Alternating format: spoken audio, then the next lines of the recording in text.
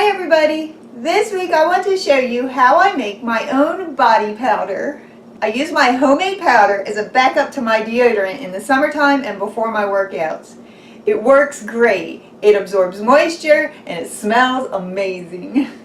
I love making and experimenting with homemade products to see if I like them better than the store-bought products. This one gets a definite 5-star rating from me. For this video, I looked up the ingredients to my store-bought powder because I wanted to compare the ingredients to my simple recipe. I was shocked to find out that one of the ingredients in my store-bought powder was found to cause cancer in women.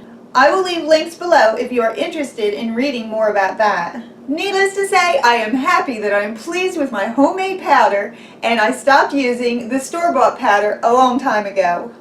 You will need baking soda, cornstarch, and your choice of essential oils to make your body powder. I use a measuring cup to measure out my baking soda. For this batch, I will use a half a cup.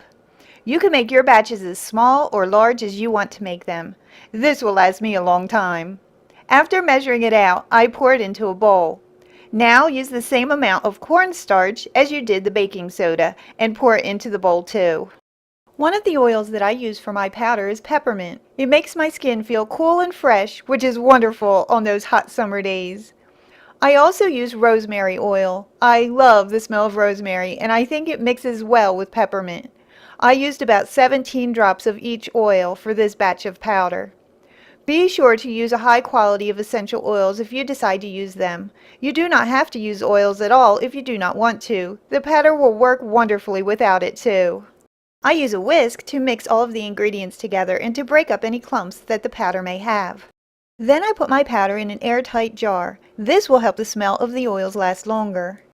To make a powder puff to apply my powder, I use a clean, unmatched sock. We all have plenty of them. I simply cut the toe off the sock with a pair of scissors like this. Then I use a few cotton balls to stuff the toe of the sock and use a small rubber band to wrap around the top.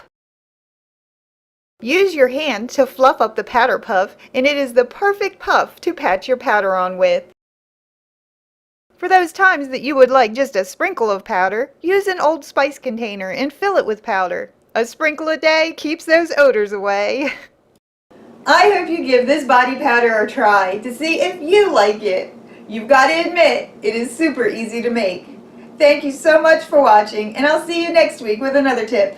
Bye!